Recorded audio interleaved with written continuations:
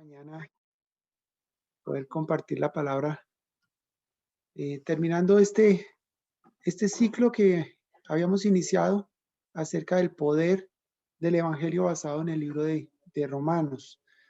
Eh, esta mañana quisiera que vayamos al capítulo 3 de Romanos y vamos a estar estudiando esta mañana a partir del versículo 9.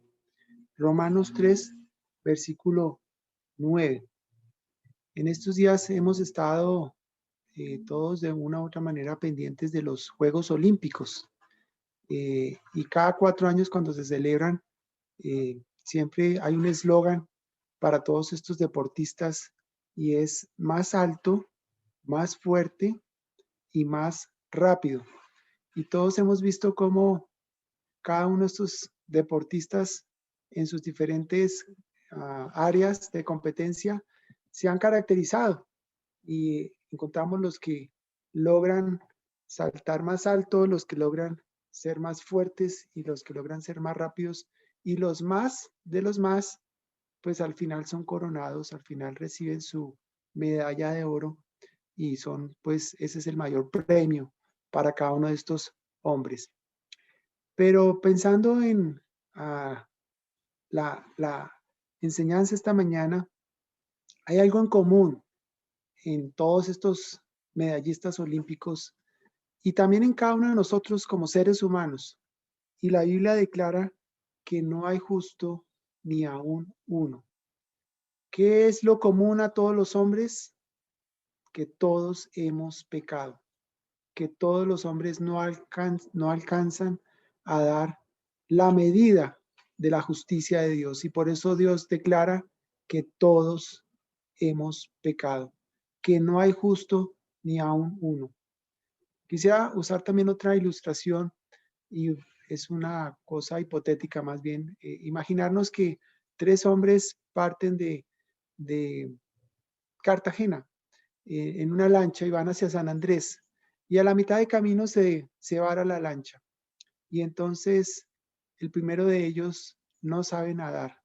Sin embargo, pues en aras de poder salvarse, pues dice, bueno, yo voy a saltar y voy a ver si logro llegar hasta a tierra firme. Y entonces se lanza, pero a los pocos metros eh, se hunde y entonces muere ahogado.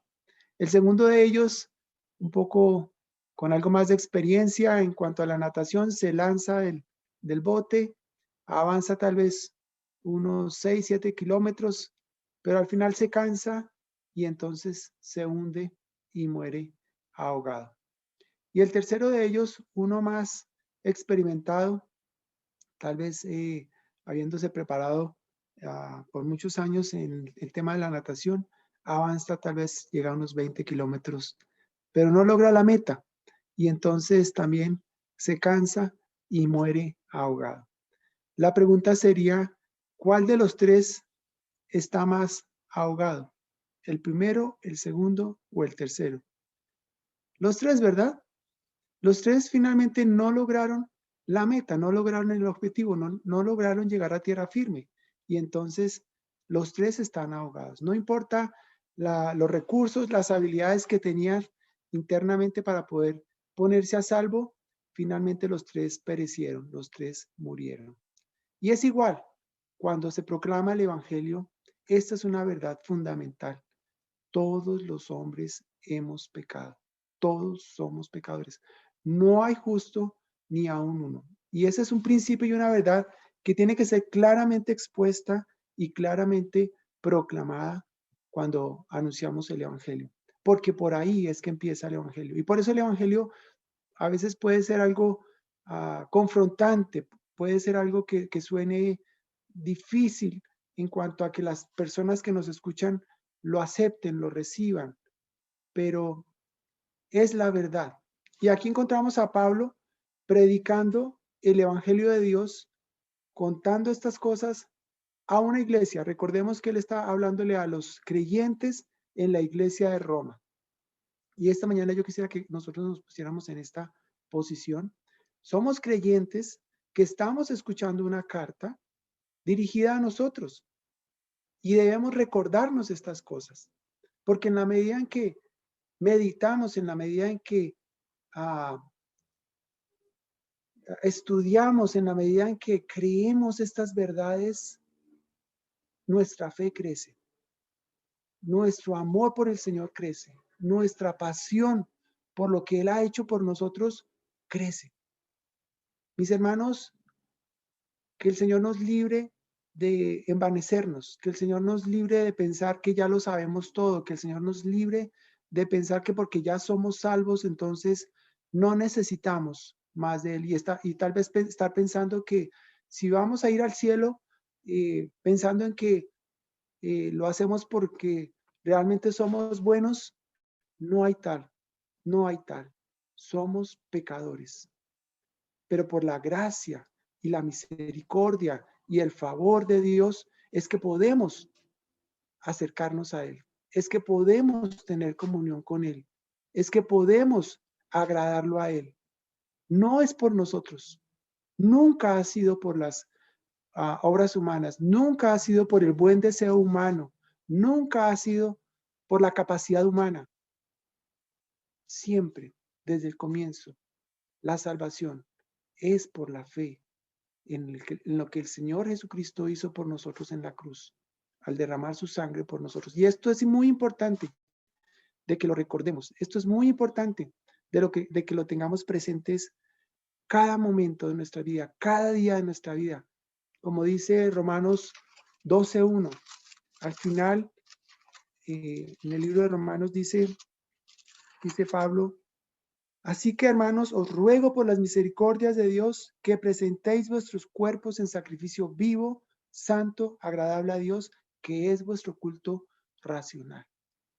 En la medida en que no confiamos en nosotros mismos, en la medida en que más bien confiamos permanentemente de la gracia, del favor, de la obra del Señor en nuestras vidas, es que podemos presentarnos cada día y decir: Señor, aquí está mi vida, aquí están mis manos, aquí están mis pies, aquí están mis ojos, aquí están mis labios.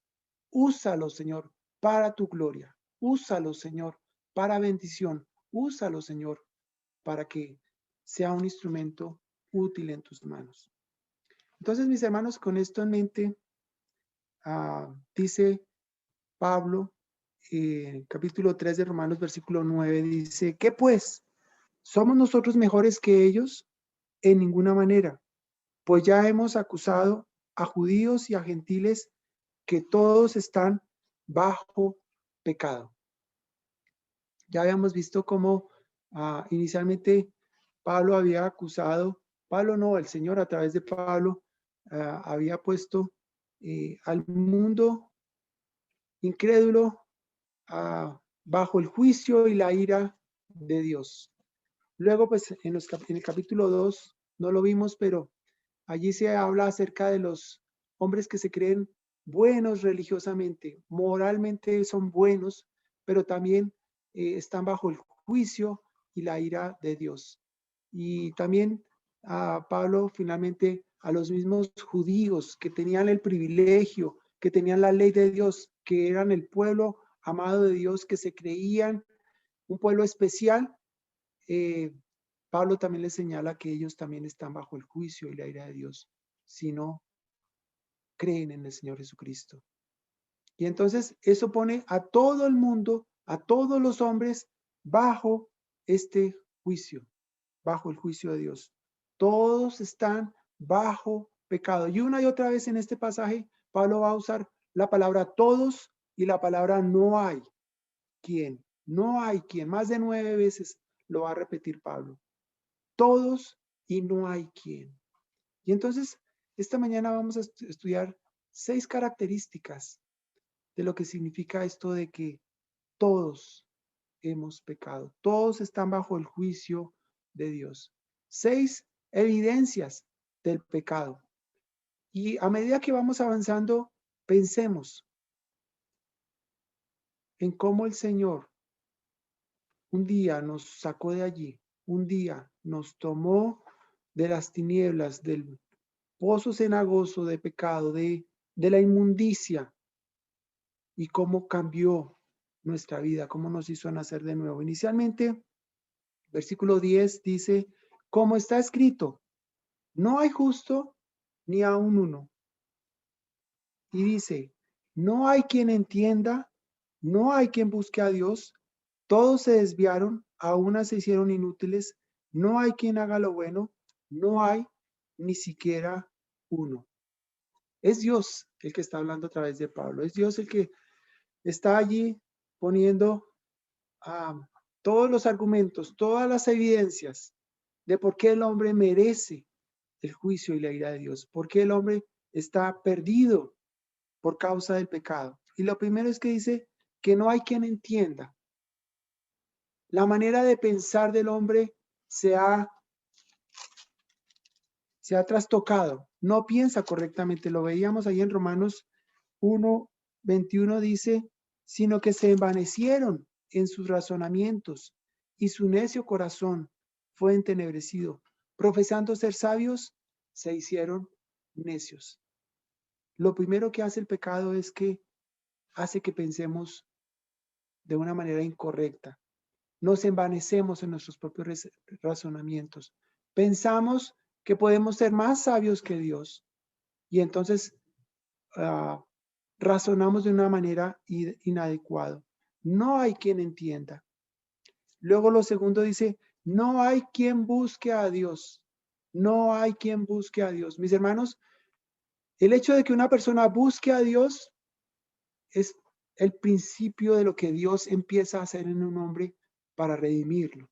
Porque no es natural que el hombre busque a Dios. Todo lo contrario. ¿Qué hizo Adán y Eva cuando pecaron?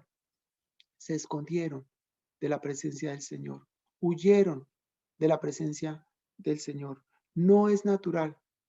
Mis hermanos, si alguien en un momento de nuestra vida llega a preguntarnos acerca del Señor, mis hermanos, siempre pensemos, Dios está empezando a obrar en este corazón. El Espíritu de Dios quiere dar convicción de pecado a esta persona. Y es un motivo de gozo y de alegría cuando vemos que alguien está preguntando, está inquieto por las cosas de Dios, porque no es natural del hombre acercarse a Dios. No es natural de aquel que vive en la luz acercarse a la luz. No es natural. Es la obra de Dios, es la obra del Espíritu Santo la que produce eso. No hay quien busque a Dios. Lo tercero, todos se desviaron, a una se hicieron inútiles. No hay quien haga lo bueno, no hay ni siquiera uno. La manera de comportarnos, nuestra manera de actuar, lo que hacemos, no agrada a Dios. Lo leíamos en la lista anterior, la semana pasada, cuando dice ahí en Romanos 1, dice 1:28, y como ellos no aprobaron tener en cuenta a Dios, Dios los entregó a una mente reprobada para hacer cosas que no convienen. Y leíamos esa larga lista estando atestados de toda injusticia, fornicación, perversidad, avaricia, maldad, llenos de envidia, porque eso es lo que sale del corazón, porque eso es lo que hay en la mente y en el corazón del hombre no regenerado. Lo único que puede hacer es lo malo. No hay quien haga lo bueno, no hay ni siquiera uno. Como dice Pablo en este pasaje, como está escrito, ¿dónde está escrito esto? En el Salmo 14, quisiera leerlo, Salmo 14 del 1 al 3. Salmo 14 del 1 al 3 dice, Pablo está recordando con la misma palabra de Dios a estos creyentes lo que Dios ya había declarado en el Antiguo Testamento. Dice el Salmo 14 del 1 al 3. Dice el necio en su corazón, no hay Dios. Se han corrompido, hacen obras abominables. No hay quien haga el bien. Jehová miró desde los cielos sobre los hijos de los hombres para ver si había algún entendido que buscara a Dios. Todos se desviaron, a una se han corrompido. No hay quien haga lo bueno. No hay ni siquiera uno. Y mis hermanos, por eso es que el Evangelio a veces no es un mensaje bien recibido, porque para dar el primer paso y creer en Cristo como Señor y Salvador, lo primero que hay que reconocer es que no hay nada bueno en mí, absolutamente nada bueno, que soy pecador. Y esa convicción solamente la puede dar el Espíritu de Dios para transformar, para dar nueva vida a aquel que está muerto espiritualmente. Entonces, estas primeras tres cosas que dan evidencia del pecado, no hay quien entienda, la manera de pensar está equivocada, no hay quien busque a Dios, todos se han desviado, se hicieron inútiles, no hay quien haga lo bueno. Una de las definiciones acerca del pecado es no dar en el blanco de Dios. No dar en el blanco. Una de las competencias que más me ha gustado ver ahora en los Olímpicos es el tiro con arco. Y no es nada fácil pararse a 70 metros y disparar una flecha y dar en el blanco. Y cuando no se da en el blanco, cuando se falla a dar en el blanco, eso es lo que llama la Biblia pecado. No dar en el blanco, no acertar en el 10. No damos la medida correcta porque no podemos dar en el blanco. Y eso es lo que hace el pecado en nuestras vidas. No podemos agradar a Dios, no podemos acercarnos a Dios de una manera correcta cuando hay pecado en nuestras vidas. Lo cuarto está en el versículo 13 y 14. Dice, sepulcro abierto es su garganta, con su lengua engañan, veneno de áspides hay debajo de sus labios, su boca está llena de maldición y de amargura. Otra evidencia del pecado en la vida del hombre no regenerado es su manera de hablar. Y es una manera de hablar que engaña, es una manera de hablar que busca sacar su propio provecho, una manera de hablar que es venenosa. ¿Cuántas cosas no se dicen hoy en día? ¿Cuántas cosas lo vemos todos los días en las redes sociales? Lo vemos todos los días en el Twitter, en la manera en que las personas expresan sus pensamientos de manera escrita, pero cuánto veneno hay en esas palabras. ¿Cuántos de nosotros en algún momento no hemos hablado mal del otro? ¿Cuántos nosotros en algún momento no hemos inventado cosas? Hemos estado en el chisme. No hablamos lo correcto, no hablamos lo que es agradable, no hablamos lo que es de edificación, sino todo lo contrario. Hablamos para destruir, hablamos para criticar, hablamos para juzgar, hablamos para condenar. Sepulcro abierto hay en su garganta. No sé cuántos de ustedes han tenido la oportunidad de estar tal vez en una inhumación o encontrar un cadáver que no ha sido enterrado. El olor que puede expedir eso. Y ciertamente hay palabras y hay maneras de hablar que simplemente lo que dejan ver es la putrefacción, lo malo de lo que hay en esa manera de pensar y asimismo se expresa en las palabras, porque eso es el resultado de un corazón que está dañado, de una mente que no piensa correctamente. Sepulcro abierto de su garganta, con su lengua engañan. Lo quinto de esta evidencia de que el hombre sea pecador también tiene que ver con las relaciones interpersonales que están dañadas. Sus pies se apresuran para derramar sangre. Quebranto y desventura hay en sus caminos y no conocieron camino de paz. Alguien podría decir esta mañana, pero yo no he matado a nadie. Yo no lo he hecho. Mateo 5:21 dice, Mateo 5:21, Oísteis que fue dicho a los antiguos, no matarás, y cualquiera que matare será culpable de juicio. Pero yo os digo que cualquiera que se enoje contra su hermano será culpable de juicio, y cualquiera que diga necio a su hermano será culpable ante el concilio, y cualquiera que le diga fatuo quedará expuesto al infierno de fuego. Por tanto, si traes tu ofrenda al altar y allí te acuerdas de que tu hermano tiene algo contra ti, deja allí tu ofrenda delante del altar y anda, reconcíliate primero con tu hermano, y entonces ven y presenta tu ofrenda. ¿Quién de nosotros no tiene dificultades o no ha tenido dificultades en esas relaciones personales? ¿Qué cosa tan difícil tener paz con los otros, tener paz con mi prójimo? Qué cosa tan difícil a veces tener paz como pareja, tener paz de los padres con los hijos, paz entre los hijos y los padres. Las relaciones humanas son algo difícil, son algo complicado. Cuán fácil nos herimos, cuán fácil nos dañamos unos a otros, cuán fácilmente buscamos nuestro propio provecho y al hacerlo herimos a los que más amamos. Y la Biblia dice que cuando hacemos eso es como, lo compara como cuando matamos a alguien. No lo hacemos físicamente, pero cuando nos herimos, cuando las relaciones ah, con nuestro prójimo no están bien, están al mismo nivel del asesinato. ¿Sí?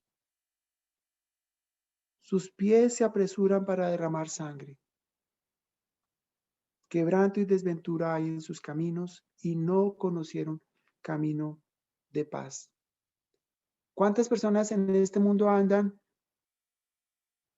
queriendo tener paz con las personas que le rodean? Sus padres, sus hermanos, sus familiares, sus hijos, pero no logran tener esa paz. ¿Cuántos de ellos han sido heridos y por esa misma causa no pueden perdonar? Y pasan los años con amargura, con tristeza, con distanciamiento de sus seres queridos por causa del pecado.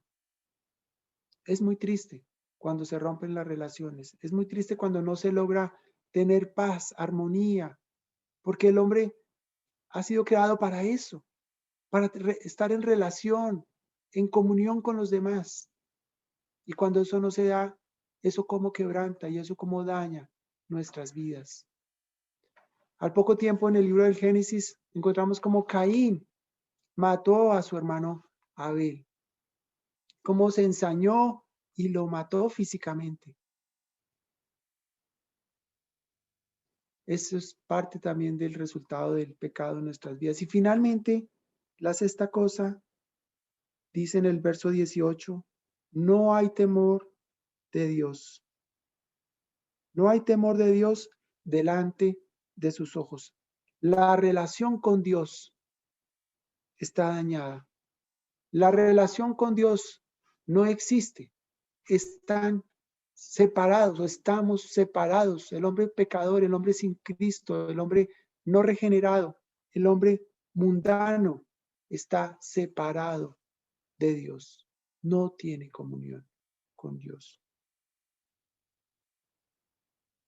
Entonces, con estas señales, con estas manifestaciones del pecado en que no hay quien entienda, no hay quien busque a Dios, no hay quien haga lo bueno, que sus labios se han corrompido y con su lengua engañan, que sus pies se apresuran a derramar sangre inocente, que las relaciones humanas, las relaciones con sus semejantes están dañadas y finalmente que su temor de Dios no hay, su relación con Dios no existe, entonces viene el veredicto, versículo 19.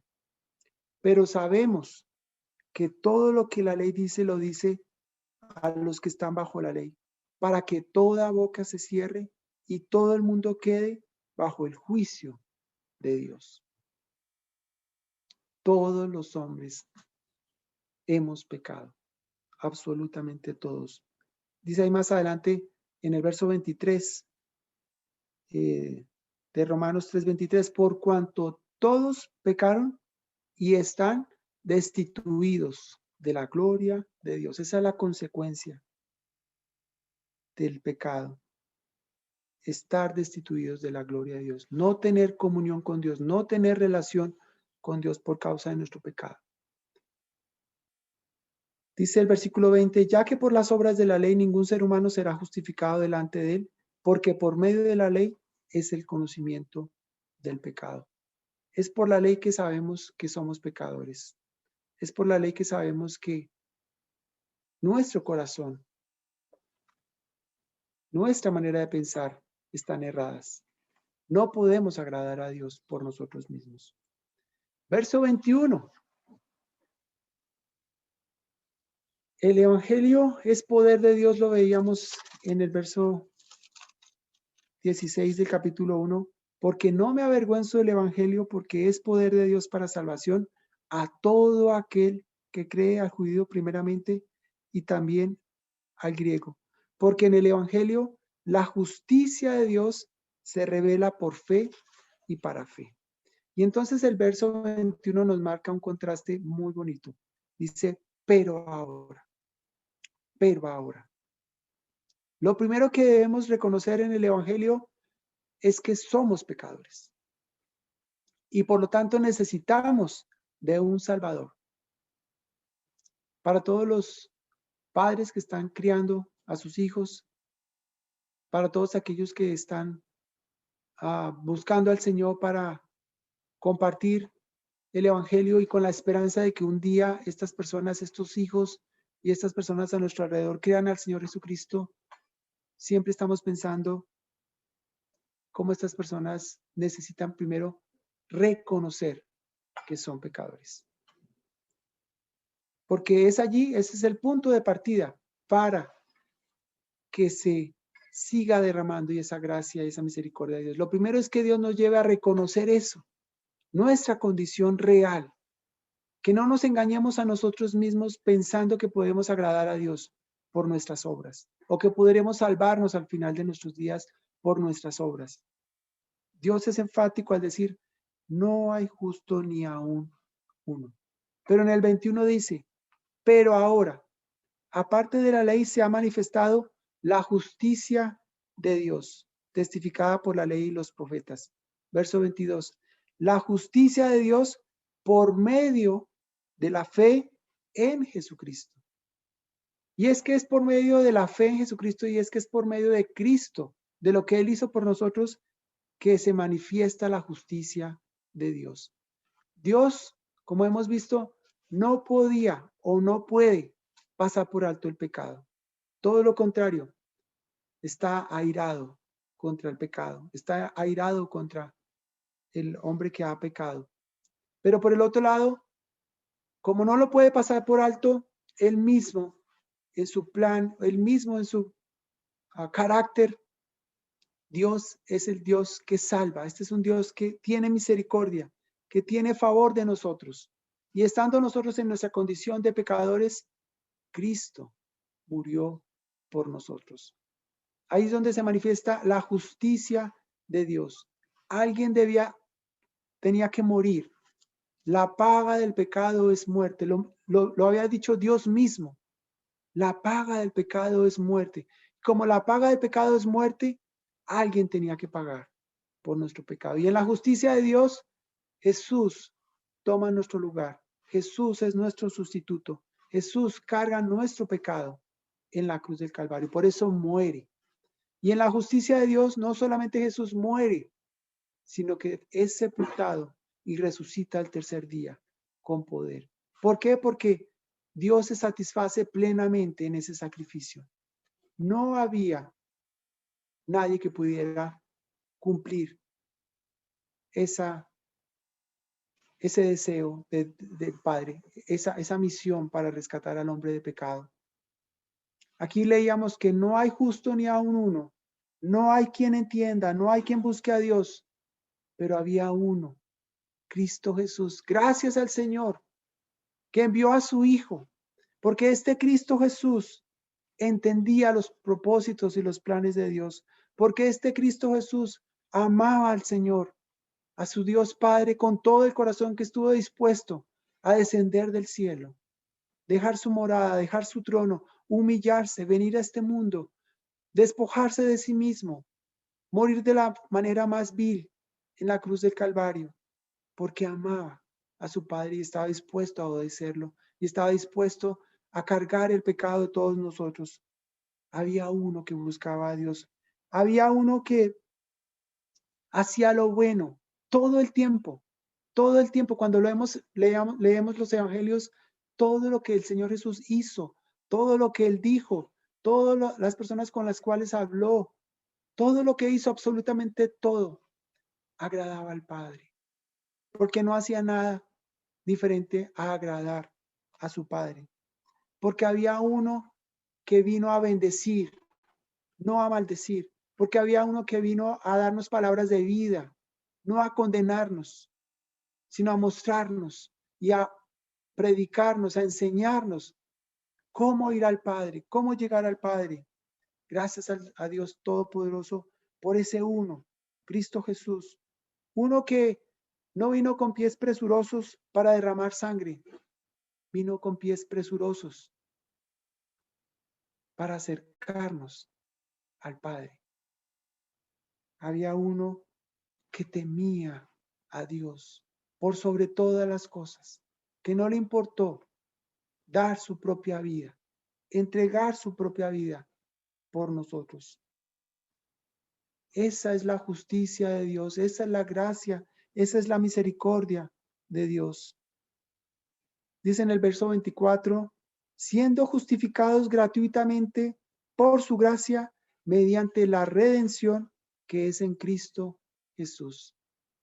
Éramos esclavos del pecado, pero Cristo Jesús nos rescató. Él pagó con su sangre el rescate que merecía nuestra maldad, nuestro pecado.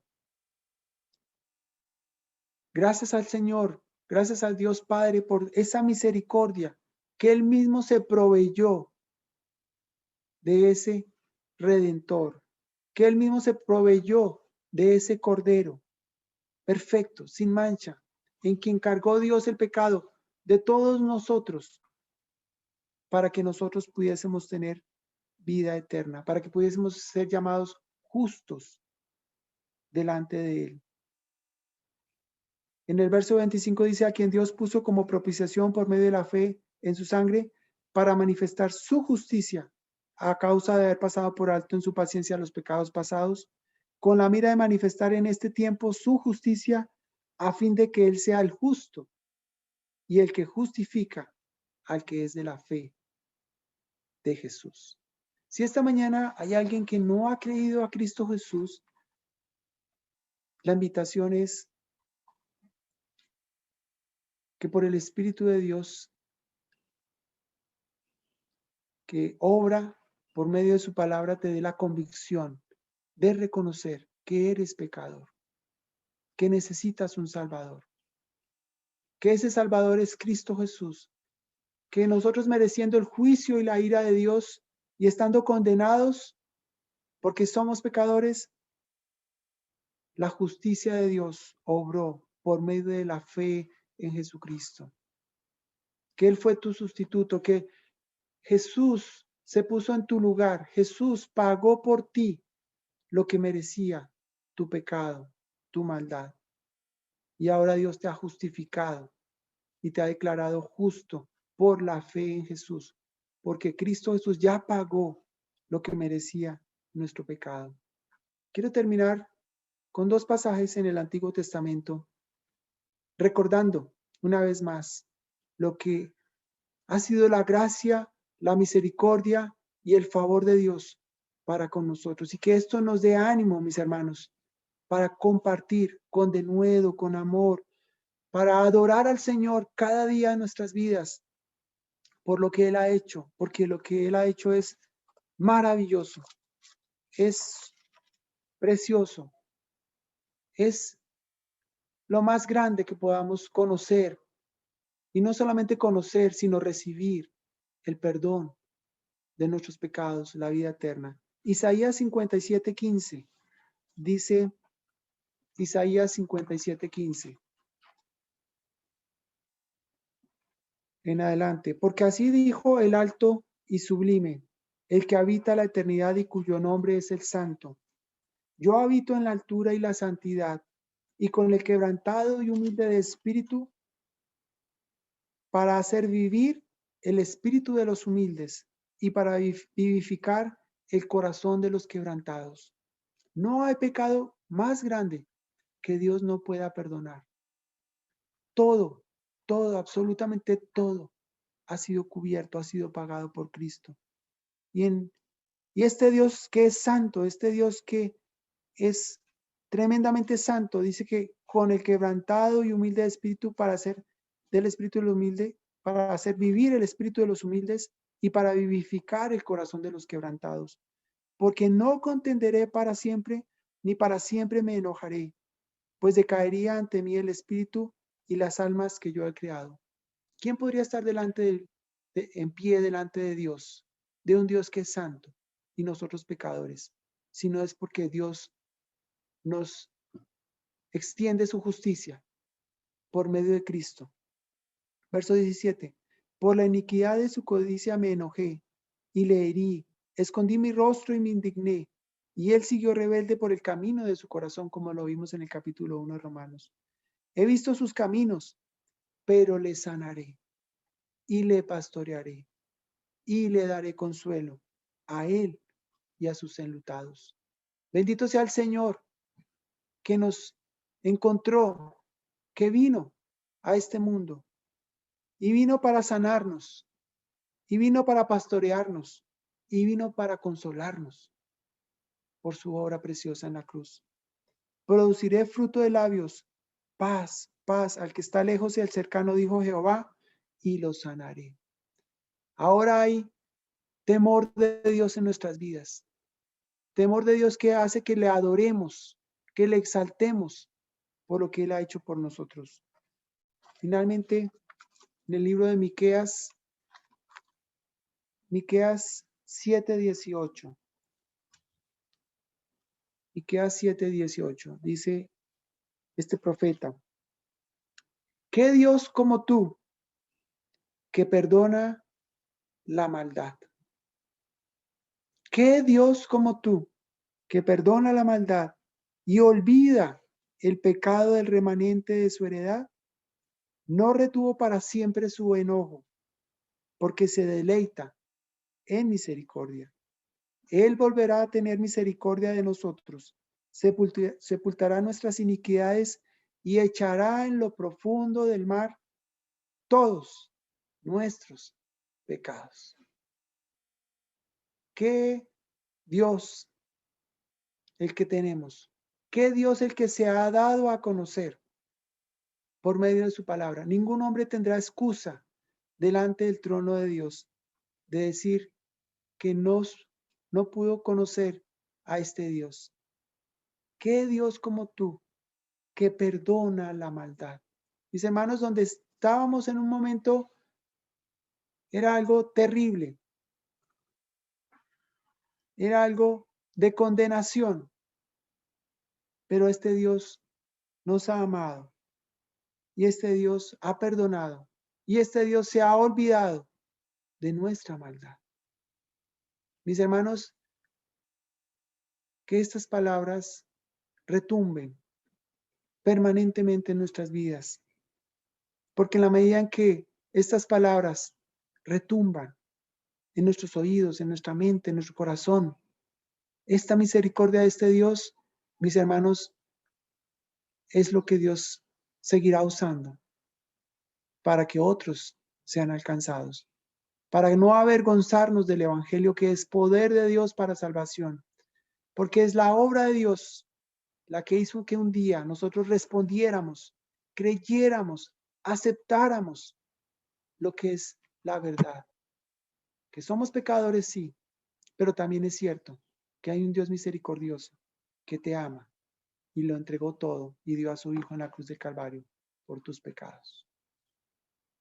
No despreciemos la obra del Señor Jesucristo. No la despreciemos. Meditemos en estas cosas y sigamos creciendo en la gracia y en el conocimiento de nuestro Señor Jesucristo. Oremos. Padre, te damos gracias porque un día, Señor, te revelaste en la persona de tu Hijo Jesucristo. Porque un día, Señor, enviaste a este mundo perverso, malvado, pero enviaste la luz. Jesús es la luz del mundo. Tú eres luz, oh Dios. Y gracias, Señor, por haber